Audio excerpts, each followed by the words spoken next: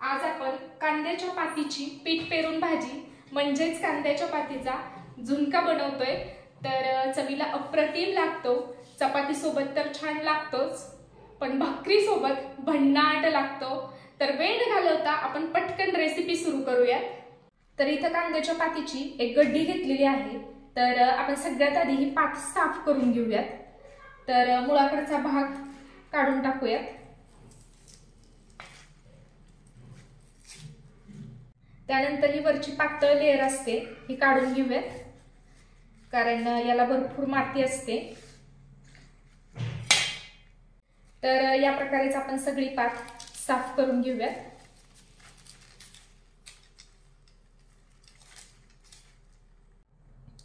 तर ही पात साफ करून घेतलेली आहे। तर आता ही पाण्याने 2 ते 3 वेळा धुवून घेऊयात। तर कांद्याची पात 2 ते 3 वेळा पाण्याने स्वच्छ धुवून निथळून घेतलेली आहे आणि पातीचे कांदे काढून घेतलेले आहेत। तर आता हे कांदे आणि पात बारीक चिरून घेऊयात। तर इथं पात आणि पातीचा कांदा बारीक चिरून घेतलेला आहे। कढईमध्ये 1 चमचाभर तेल घातलेलं आहे आणि हे तेल गरम झालं की यामध्ये घालूयात अर्धा चमचा मोहरी। मोहरी तडतडली की घालूयात पाव चमचा हळद आणि 1 चमचा लाल तिखट। आता यामध्ये घालूयात चिरून घेतलेली कांद्याची पात।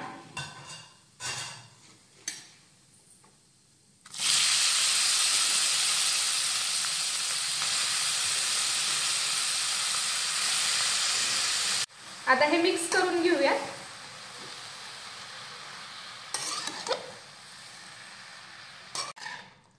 तर हे मिक्स करून घेतलंय। तर आता हे परतून घेऊयात।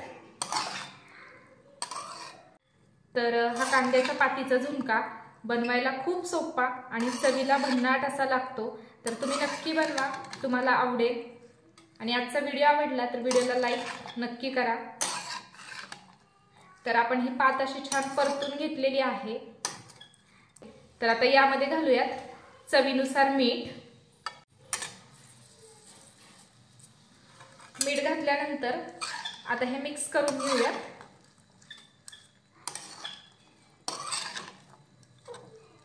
मीठ घातल्यानंतर हे व्यवस्थित मिक्स करून घेतलेलं आहे।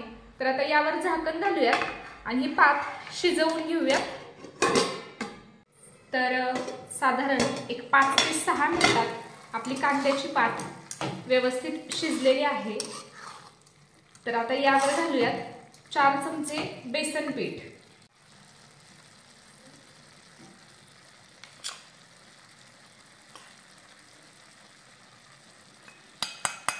आता हे बेसन पीठ व्यवस्थित मिक्स करून घेऊयात।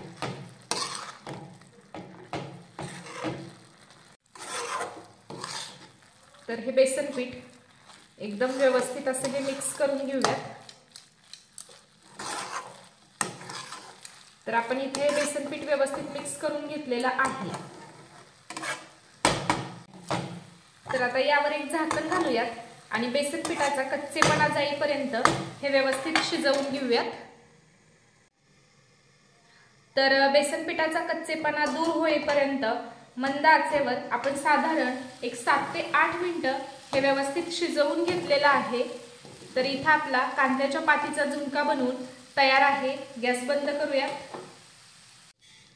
तर एकदम मस्त असा आपला हा झुणका बनवून इथं तयार आहे,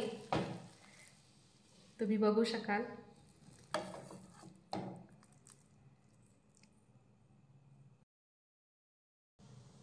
तर इथं कांद्याच्या पातीचा झुणका बनवून तयार आहे। तर हा कांद्याच्या पातीचा झुणका चपाती बरोबर छान लागतोच, पण भाकरी सोबत भन्नाट लागतो।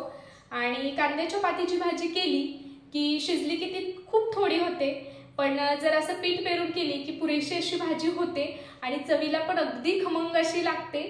तर आय होप आजचा व्हिडिओ तुम्हाला आवडला असेल तर नेहमीप्रमाणे व्हिडिओला लाईक करा, शेअर करा, कमेंट करा आणि आपल्या चॅनलला जर सबस्क्राईब केलेलं नसेल तर पटकन स्नेहाज रेसिपीला सबस्क्राईब करा।